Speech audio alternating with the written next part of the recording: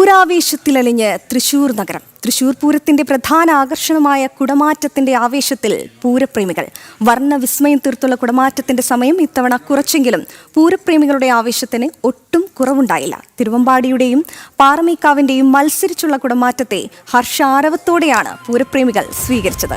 മുണ്ടത്തിക്കോട് വെടിക്കെട്ട് ദുരന്തത്തിന്റെ പശ്ചാത്തലത്തിൽ 1.5 മണിക്കൂറോളം നീണ്ടിരുന്ന കുടമാറ്റം ഇത്തവണ 15 മിനിറ്റായി കുറയ്ക്കുകയായിരുന്നു. അപകടത്തിന്റെ പശ്ചാത്തലത്തിൽ പൂര വെടിക്കെട്ട് ഒഴിവാക്കി ആചാരപരമായി മാത്രമാണ് പൂരം നടക്കുന്നത്. വിവരങ്ങളുമായി അരുൺ കൊടുങ്ങൂരും അരുൺ ആലത്തൂരും മിഥുൻ അയ്യപ്പനും സാനു കെ സജീവും പൂരനഗരിയിൽ നിന്ന് ചേരുന്നു. അപ്പോൾ പൂരം അതിന്റെ ഏറ്റവും പ്രധാനപ്പെട്ട ചടങ്ങുകൾ, ലക്ഷക്കണക്കിന് പൂരപ്രേമികൾ കാത്തിരുന്ന ആ ദിവസം ഇന്നിവിടെ ഏതാണ്ട് സമാപിക്കുകയാണ്. നിയന്ത്രണങ്ങളോടെയാണെങ്കിലും പ്രൗഢി ഒട്ടും ചോരാതെ ചടങ്ങുകൾ നടന്നു. കുടമാറ്റം വർണ്ണവിസ്മയം തീർത്തു. ഇനി രാത്രി എന്തെല്ലാം ചടങ്ങുകളാണ് ആചാരപരമായി ഇനി തൃശ്ശൂർ പേരൂരിൽ പൂരനഗരിയിൽ നടക്കാനുള്ളത്? തീർച്ചയായും എന്തായാലും വർണ്ണാഭമായ ഒരു ദിവസത്തിന് ഒരു പരിസമാപ്തിയിലേക്ക് എത്തുകയാണ്. എന്തായാലും ഇന്ന് നടക്കേണ്ടിയിരുന്നത് വെടിക്കെട്ടായിരുന്നു. ആ 2 വെടിക്കെട്ടും തിരുവമ്പാടി പാറമേക്കാവ് ദേവസ്വങ്ങളുടെ വെടിക്കെട്ടുകളായിരുന്നു ഉണ്ടായിരുന്ന. ആ 2 വെടിക്കെട്ടുകളും ഇപ്പോൾ ഒഴിവാക്കിയിരിക്കുകയാണ്. എന്തായാലും രാവിലെ മുതൽ തുടങ്ങിയ ആ ഒരു സമഗ്രമായ ഒരു കവറേജ് അത് താൽക്കാലികമായ ഒരു വിരാമമാണ്. എന്തായാലും ഇനി ഇതിനുശേഷം ഈ പകൽ പൂരത്തിന്റെ ഒരു ആവർത്തനം എന്നുള്ള രാത്രി പൂരം കൂടി നടക്കാനുണ്ട്. ഇന്ന് നടന്ന ഘടകക്ഷേത്രങ്ങളുടെ എഴുന്നള്ളിപ്പിന് സമാനമായി തന്നെ ഇന്ന് രാത്രിയിലുള്ള എഴുന്നള്ളിപ്പുകൾ കൂടി നടക്കേണ്ടിയിരിക്കുന്നു. അതിനുള്ള ഒരുക്കങ്ങൾ, അതിനുള്ള ആരംഭം തന്നെ ഇതോടകം തന്നെ തുടക്കം കുറിച്ചിട്ടുണ്ടാകും. 8 ഘടകക്ഷേത്രങ്ങളിൽ നിന്നും അതുപോലെ തന്നെ പാറമേക്കാവ് തിരുവമ്പാടി ക്ഷേത്രങ്ങളിൽ നിന്നും രാത്രി എഴുന്നള്ളിപ്പുകളും ഇന്ന് നടക്കുന്നുണ്ട്. അത് ചടങ്ങ് മാത്രമായി വളരെ സാധാരണയായി നമ്മൾ പകൽപൂരത്തോടെ അവസാനിപ്പിക്കാറാണ് ചെയ്യാറ്. അതുപോലെ തന്നെ രാത്രി പൂരവും ഇത്തവണയും ആ ചടങ്ങ് മാത്രമായി നടക്കുന്നു എന്നുള്ളതാണ് ഏറ്റവും പ്രധാനപ്പെട്ട കാര്യം. ആ രാത്രി പൂരത്തിന് ശേഷം ആണ് നമ്മൾ വെടിക്കെട്ടിലേക്ക് കടക്കാറുള്ളത്. അത് പുലർച്ചെ 3 മണിയോടുകൂടി പ്രധാന വെടിക്കെട്ട് നടക്കേണ്ട ഇടമാണ്. നമുക്കറിയാം, ഇപ്പോഴുണ്ടായ നമ്മുടെ ദുരന്ത സാഹചര്യത്തിൽ, ആ ദുരിതത്തിൻ്റെതായിട്ടുള്ള സാഹചര്യത്തിൽ വെടിക്കെട്ട് നമ്മൾ വേണ്ടാന്ന് വെച്ചിരിക്കുന്നു. ആ വെടിക്കെട്ടില്ലാത്ത പൂരമാണ് ഇത്തവണ. ഇനി നാളെ നടക്കാനുള്ളത് ഉപചാരം ചൊല്ലിപ്പിരിയുന്ന ചടങ്ങുകളാണ്. അതും ഇന്ന് കണ്ടതുപോലെ തന്നെ ചടങ്ങുകളെല്ലാം തന്നെ അത്യാവശ്യമായിട്ടുള്ള അനിവാര്യമായിട്ടുള്ള ചടങ്ങുകളിൽ മാത്രം ഒതുക്കിക്കൊണ്ട് പരമാവധി അത്തരത്തിലുള്ള ആഘോഷങ്ങളെല്ലാം കുറച്ചുകൊണ്ടാണ് ഇത്തവണത്തെ ആ ശ്രമങ്ങളും നടക്കുന്നത്, ആ ആഘോഷങ്ങളും നടക്കുന്നത് എന്ന് തന്നെയാണ് ഇത്തവണത്തെ ചിട്ടവട്ടങ്ങൾ. അത്തരത്തിൽ തന്നെയാണ്. നമുക്ക് ഇന്ന് നടന്ന ഘടകക്ഷേത്രങ്ങളിൽ എഴുന്നള്ളിപ്പിലേക്ക് പോകാം. സാനുവിൽ നിന്നാണ് ഇത്തവണത്തെ നമ്മുടെ ആഘോഷം ആരംഭിച്ചത്. തൃശ്ശൂർ പൂരത്തിന്റെ ചടങ്ങുകൾ ആരംഭിച്ചത് സാനുവിൽ നിന്നാണ്. സാനു, കണിമംഗലം ശാസ്താവിൽ നിന്നാണ് ആരംഭിച്ചത്. കണിമംഗലം ശാസ്താവിന്റെ എഴുന്നള്ളിപ്പ് അതിപുലർച്ചെ ആരംഭിക്കുന്ന ഒന്നാണ്. അതിനൊപ്പമാണ് സാനു ഉണ്ടായിരുന്നത്. എങ്ങനെയായിരുന്നു കണിമംഗലത്തു നിന്ന് പുലർച്ചെയുള്ള എഴുന്നള്ളിപ്പൊക്കെ എങ്ങനെയുണ്ടായിരുന്നു? എന്നാലും രാവിലെ, അതായത് പുലർച്ചെ എല്ലാ ദേവന്മാരും എത്തുന്നതിനേക്കാളും മുമ്പേ ഏറ്റവും വെയിലും മഴയും ഏൽക്കാതെ കണിമംഗല ശാസ്താവ് വടക്കുന്നാഥനിൽ എത്തുന്നു എന്നുള്ളതാണ് ഈ ഒരു തൃശ്ശൂർ പൂരത്തിന്റെ ഭാഗമായിട്ടുള്ള ഏറെ പ്രത്യേകത. കാരണം ബൃഹസ്പതി സ്ഥാനത്താണ്, അതേപോലെ തന്നെ ദേവഗുരുവാണ്. വടക്കുന്നാഥനെ വണങ്ങാതെ പോകുന്ന ഒരു പൂരം എന്നൊരു പ്രത്യേകതയും ഒരു ദേവൻ എന്ന പ്രത്യേകതയും കണിമംഗല ശാസ്താവിന് മാത്രം അവകാശപ്പെട്ടതാണ്. അതുകൊണ്ട് തന്നെ തെക്കേ ഗോപുര നട തുറന്നിടുന്ന, അതായത് ആ ഗോപുര നട വഴി കയറി പോകുന്ന, അപ്പോൾ തന്നെ വടക്കുന്നാഥനെ വടങ്ങാതെ പോകുന്ന ഒരു പൂരം എന്നൊരു പ്രത്യേകതയും കണിമംഗല ശാസ്താവിനുണ്ട്. കഴിഞ്ഞ പ്രാവശ്യത്തെ പോലെ ആയിരുന്നില്ല. ഇത്തവണ അവിടുന്ന് കണിമംഗലത്തു നിന്ന് ഒരു ആനപ്പുറത്ത്, ഗജൻവീരന്റെ പുറത്ത് എഴുന്നള്ളി വരുന്നു. ആ സമയത്ത് തന്നെ ആ ക്ഷേത്രത്തിൽ നിന്ന് തന്നെ വലിയൊരു ജനാവലി ഈ കണിമംഗല ശാസ്താവിനൊപ്പം വടക്കുന്നാഥനിലേക്ക് ഉണ്ടായിരുന്നു. അത് പിന്നെ മണികണ്ഠനാലിൽ അവിടെ എത്തുമ്പോഴേക്കും അത് ആ ഒരു വടക്കുന്നാഥ ക്ഷേത്രത്തിന്റെ പ്രദക്ഷിണ വഴിയായിട്ടുള്ള നമ്മുടെ സ്വരാജ് റൗണ്ട് നിറയുന്ന ഒരു സാഹചര്യം, ഭക്തരെ കൊണ്ട് നിറയുന്ന ഒരു സാഹചര്യവും ഉണ്ടായി. ആ ഒരു കാഴ്ചയ്ക്കാണ് ഇന്ന് രാവിലെ തന്നെ നമ്മൾ സാക്ഷിയായത്. അതിനുശേഷം ഇങ്ങോട്ടുള്ള ഓരോ പദം വെച്ച് കയറി വരുമ്പോഴും ആ ഒരു പൂരത്തെ അതിൻ്റെ ആചാര പെരുമയോടുകൂടി, ആചാര പ്രൗഢിയോടുകൂടി എത്രത്തോളം തൃശ്ശൂർ സ്വീകരിക്കുന്നു, കേരളം സ്വീകരിക്കുന്നു എന്നൊക്കെ നമ്മൾ ഇന്ന് കണ്ടതാണ്. എന്തായാലും കണിമംഗല ശാസ്താവിൻ്റെ ആ ഒരു എഴുന്നള്ളത്ത് തന്നെ വലിയൊരു പൂരത്തിൻ്റെ ആരംഭം കുറിക്കുന്നതായിരുന്നു. അങ്ങനെ 8 കൈവഴികളിലൂടെ ഒഴുകി വന്ന ആ ഒരു ജനാവലിയാണ് അല്പസമയം മുമ്പ് ഇവിടെ കണ്ട ആ ഒരു മഹാസമുദ്രമായി തീർന്നത്. രാവിലെ കണിമംഗല ശാസ്താവിനൊപ്പം എത്തിയവർ പോലും പിന്നീട് ഈ പൂരം കഴിഞ്ഞ് ഈ ഒരു കുടമാറ്റവും കണ്ടിട്ടാണ് അവർ പോയതെന്നാണ് നമുക്ക് മനസ്സിലാക്കാൻ കഴിയുന്നത്. തീർച്ചയായും കണിമംഗലം കനിമംഗല ശേഷം നമ്മൾ കണ്ടത് തെച്ചിക്കോട്ടുകാവ് രാമചന്ദ്രന്റെ ഇവിടെ നിന്നുള്ള ഇറക്കം നമ്മൾ പ്രത്യേകിച്ച് പരാമർശിക്കാതിരിക്കാൻ പറ്റില്ല. ഇന്നത്തെ ദിവസം ഏറ്റവും മനോഹരമായിട്ടുള്ള ഫ്രെയിമുകളൊന്നും സമ്മാനിച്ചത് ആ ഗജവീരൻ തന്നെയാണ്. ഏകഛത്രാധിപതി തെച്ചിക്കോട്ടുകാവ് രാമചന്ദ്രൻ ഇന്ന് ചെമ്പൂക്കാവ് ഭഗവതിയുടെ തിടമ്പേറ്റിക്കൊണ്ട് നമുക്ക് പിന്നിൽ കാണുന്ന ഈ തെക്കേ ഗോപുര നടവഴി പുറത്തിറങ്ങുന്ന കാഴ്ച അതിമനോഹരമായിരുന്നു. മറ്റൊന്നായിരുന്നു അതിരാവിലെ തന്നെ ആരംഭിച്ച 7:30 ആരംഭിച്ച തിരുവമ്പാടി ഭഗവതിയുടെ പൂരപ്പുറപ്പാട് എന്നുള്ളത്. അത് പിന്നീട് മടത്തിൽ വരവായി മാറുകയും മടത്തിൽ വരവിൽ നിന്ന് ഈ വടക്കുന്നാഥ ക്ഷേത്രത്തിലേക്ക് എത്തി തെക്കോട്ടിറങ്ങി കുടമാറ്റമായി മാറി ഒരു വലിയൊരു സബര്യ തന്നെയായിരുന്നു, വലിയൊരു യാത്ര തന്നെയായിരുന്നു അവരുടേതുണ്ടായിരുന്നത്. അരുണാലത്തൂർ ഈ പൂരത്തിന് മാത്രമല്ല എല്ലാ പൂരത്തിലും പഞ്ചവാദ്യത്തിന്റെ ഒപ്പം നിൽക്കുന്നത് പറയും. ഞാൻ മടത്തിൽ വരവിലേക്ക് പൊക്കോളാം. ആ ഒരു വലിയൊരു യാത്ര, ആ ഒരു യാത്ര ഏറ്റവും മനോഹരമായിരുന്നു, ഏറ്റവും ഹൃദ്യമായിരുന്നു. ആ പഞ്ചവാദ്യം ഏറ്റവും മനോഹരമായിട്ടുള്ള ആ പഞ്ചവാദ്യമായിരുന്നു. എങ്ങനെയായിരുന്നു ആ ഒരു അനുഭവം?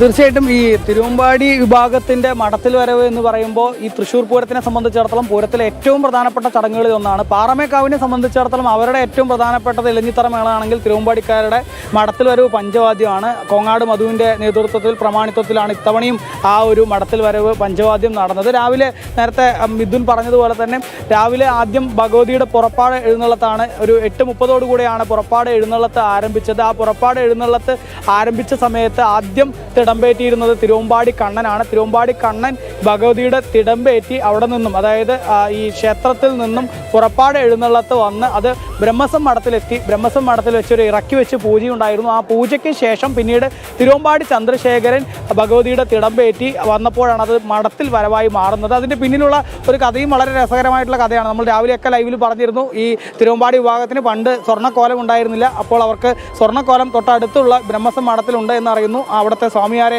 നടുവിൽ മഠം സ്വാമിയാരെ സമീപിക്കുന്നു. അവർ പറയുന്നു, നേരത്തെയൊക്കെ മുൻകാലങ്ങളിൽ എനിക്ക് തോന്നുന്നു ഇതിനൊക്കെ അതിൻ്റെ ചരിത്രത്തിൽ കൃത്യമായിട്ട് അറിയാൻ സാധിക്കും. മുൻകാലങ്ങളിലൊക്കെ ഈ മഠത്തിൽ വരവ് എന്ന് പറയുന്നത് ഉണ്ടായിരുന്നില്ല. പകരം കൃത്യമായിട്ട് തന്നെ ഈ തിരുവമ്പാടി ക്ഷേത്രത്തിൽ നിന്ന് നേരെ വടക്കുന്നാഥ സന്നിധിയിലേക്ക് എത്തുന്ന ഒരു സാഹചര്യമായിരുന്നു. പക്ഷേ പിന്നീട് ഈ സ്വർണ്ണക്കോലം വാങ്ങുന്നതിന് വേണ്ടി മഠത്തിലേക്ക് വരണമെന്ന് ഈ നടുവിൽ മഠം സ്വാമിയാർ പറയുന്നു.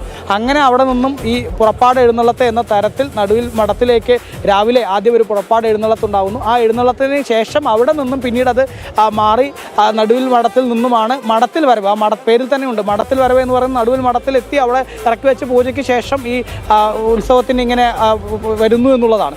ഏതായാലും അത് തന്നെയാണ് അതിൻ്റെ ഒരു വലിയ ഒരു ഇത്തവണത്തെ ഒരു പ്രത്യേകത എന്ന് വളരെ എടുത്തു പറയേണ്ട ഒരു കാര്യം എന്നുള്ളത്.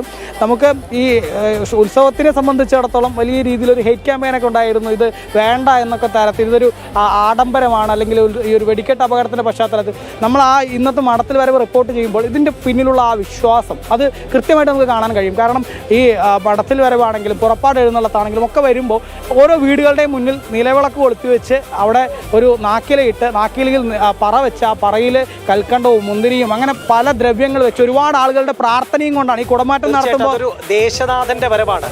ഓരോ ദേശത്തിന്റെയും ഓരോ ഘടകക്ഷേത്രങ്ങൾ എത്തുമ്പോഴും, ഇപ്പോൾ നെയ്തലക്കാവിൽ നിന്ന് രാവിലെ എത്തുമ്പോൾ, കഴിഞ്ഞ ദിവസം രാവിലെ നടത്തുമ്പോഴും നെയ്തലക്കാവ് ആ കുറ്റൂർ എന്ന് പറയുന്ന ദേശത്തെ, കോലഴി എന്ന് പറയുന്ന ദേശത്തിന്റെ നാഥൻ, ആ നാഥൻ ഇങ്ങനെ ഭഗവതിയാണ്. ആ ഭഗവതി ഇങ്ങനെ ദേശദേവത വടക്കുന്നാഥിലേക്ക് കടന്നു വരുമ്പോഴും ആ ദേശമൊന്നാകെ പുറത്തിറങ്ങി നിലവിളക്കും പറയുമെല്ലാം വെച്ച് ആ ദേശദേവതയെ വണങ്ങുന്ന ഒരു കാഴ്ച തന്നെയാണ്. തീർച്ചയായിട്ടും ഒരുപാട് പേരുടെ ഒരു പ്രാർത്ഥന കൂടെയാണ് ഈ കുടമാറ്റം എന്ന് പറയുമ്പോൾ. ഇതൊരു ആഡംബരം അല്ലെങ്കിൽ ആളുകളെ ആ ഒരു ലഹരിയിലേക്ക് കൊണ്ടുവരുന്നത് മാത്രമല്ല, ആഘോഷത്തിന്റെ ഭാഗമാണെങ്കിലും ഒരുപാട് പേരുടെ പ്രാർത്ഥനകളാണ് ഈ പൂരപ്പറമ്പിൽ നിറഞ്ഞു നിൽക്കുന്നത്, വടക്കുന്നാഥ സന്നിധിയിലേക്ക് എത്തുന്നത്.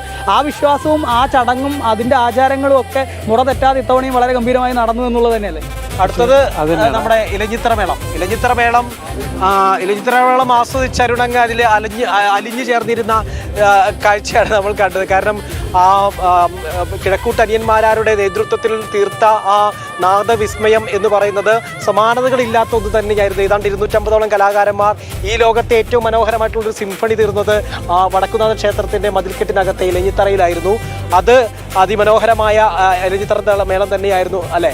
തീർച്ചയായും അതിന് 2.5 മണിക്കൂർ ഈ കൊടും ചൂടാണ്, ആ ഉഷ്ണതരംഗമാണ്. ആ സമയത്ത് ഈ 2.5 മണിക്കൂർ എങ്ങനെ പോയി എന്ന് അറിയില്ല. അതുതന്നെയാണ് അവിടെ തങ്ങി നിന്ന എല്ലാവരുടെയും, മണിക്കൂറുകൾക്ക് മുമ്പ് തന്നെ അവിടെ തങ്ങി നിന്ന എല്ലാവരുടെയും ആ ഒരു കാഴ്ചയും ഒരവസ്ഥയും അതൊക്കെ തന്നെയായിരുന്നു ഉണ്ടായിരുന്നത്. പൂരത്തിലേക്ക് അലിഞ്ഞു ചേരുന്ന ഒരു കാഴ്ച, അത് എല്ലാ ചടങ്ങുകളും അതുതന്നെയാണ്. എല്ലാവരും വിശ്വാസത്തിന്റെ ഭാഗമാണ്, പൈതൃകത്തിന്റെ ഓരോ ഭാഗമാണ്. കാലങ്ങൾ ഇങ്ങനെ കൊട്ടിക്കയറുമ്പോഴും അവിടെ ഉണ്ടായിരുന്ന ആളുകൾ അതിന്റെ ലഹരിയിലേക്ക് ഇറങ്ങിച്ചെല്ലുന്ന അതിമനോഹരമായിട്ടുള്ള കാഴ്ച നമ്മൾക്കൊപ്പം തന്നെ പ്രേക്ഷകരും തത്സമയം ആസ്വദിച്ച് കാണുമെന്നുള്ള കാര്യത്തിൽ തീർച്ചയാണ്. അതിനുശേഷമുണ്ടായ തെക്കോട്ടിറക്കം, ആദ്യം പാറമേക്കാവ് വിഭാഗവും പിന്നീട് തിരുവമ്പാടി വിഭാഗവും തെക്കോട്ടിറങ്ങി പരസ്പരം അഭിമുഖം നിന്നുകൊണ്ട് നടത്തിയ കുടമാറ്റം. ആ കുടമാറ്റം ഇത്തവണ ചടങ്ങ് മാത്രമായിരുന്നു. ആ ചടങ്ങ് മാത്രമായിരുന്നെങ്കിൽ പോലും വളരെ ചുരുങ്ങിയ കുടകൾ മാത്രമായിരുന്നു ഉണ്ടായിരുന്നതെങ്കിൽ പോലും അതിൽ ആ ചുരുങ്ങിയ സമയത്ത് ഉയർന്ന വാശിയും വീറും ആവേശവും എല്ലാം തന്നെ മറ്റൊരിടത്തുമില്ലാത്ത ഒന്ന് തന്നെയാണ് എന്ന് നമുക്ക് എടുത്തു പറയേണ്ടി വരും. ഇവിടെ പ്രദർശിപ്പിക്കാനാവാത്ത കുടകളുണ്ട്, സ്പെഷ്യൽ കുടകൾ പ്രദർശിപ്പിച്ചിട്ടില്ല, സർപ്രൈസ് കുടകൾ പ്രദർശിപ്പിച്ചിട്ടില്ല, LED കുടകൾ പ്രദർശിപ്പിച്ചിട്ടില്ല. അങ്ങനെ നമ്മളൊരു അടങ്ങിയൊതുങ്ങിയ ഒരു പൂരം ആഘോഷിക്കുന്നു. അങ്ങനെ ഒരിക്കലും തൃശ്ശൂരിൽ പതിവില്ലാത്തതാണ്. ഒരുപക്ഷെ കൊറോണ കാലത്തെല്ലാം അങ്ങനെ ഉണ്ടായിരുന്നെങ്കിൽ പോലും അത്തരത്തിൽ ചുരുക്കിയ ഒരു പൂരം ഇതിനു മുമ്പ് ഉണ്ടായിട്ടില്ല. ഇനിയും ഉണ്ടാകാതിരിക്കട്ടെ എന്ന പ്രാർത്ഥനയോട് കൂടിയാണ് ഇന്നത്തെ കുടമാറ്റം അവസാനിച്ചത്. ഇപ്പോൾ കുടമാറ്റം അവസാനിച്ചിരിക്കുന്നു. ഇനി നടക്കാനുള്ളത് രാത്രി പൂരം ഇനിയും നമുക്ക് ഉണ്ടാവട്ടെ. പൂരവിശേഷങ്ങളെ കുറിച്ച് പറഞ്ഞാൽ നമുക്ക് എത്ര പറഞ്ഞാലും മതി വരില്ല, പൂരം എത്ര കണ്ടാലും മതിയാകില്ല. അതുകൊണ്ട് തന്നെയാണ് നമ്മുടെ ജനം TV റിപ്പോർട്ടർമാർക്കും അതുതന്നെയാണ് പറയാനുള്ളത്. എല്ലാ പൂരത്തിൻ്റെ എല്ലാ പ്രധാന ചടങ്ങുകളും നേരിട്ട് അനുഭവിച്ച് കണ്ടറിഞ്ഞവരാണവർ. അവർ വർഷങ്ങളായി പോകുന്നവരാണ്. ഈ വർഷവും അവരവിടെ ഉണ്ടായിരുന്നു. അതുകൊണ്ടാണ് എത്ര പറഞ്ഞാലും പൂരവിശേഷങ്ങൾ മതി വരാത്തത്.